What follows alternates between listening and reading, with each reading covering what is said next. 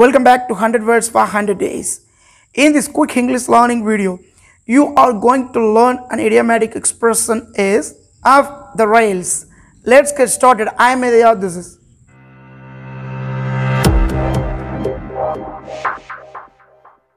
What does it mean by off the rails?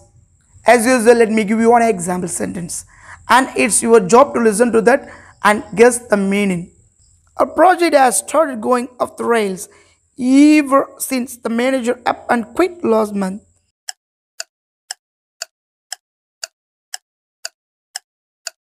What do you think this means? If someone goes off the rails, they start to behave in a way that other people think is unacceptable or very strange.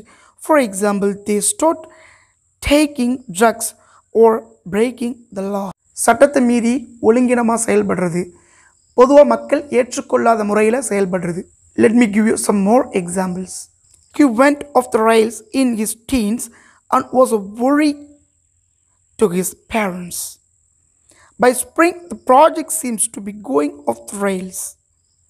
Clearly, something has gone off the rails in the process of government. I hope you understand this word, how to use in your communication. I will meet you next video with a lot of words like this. Until then, I will take leave. Bye-bye.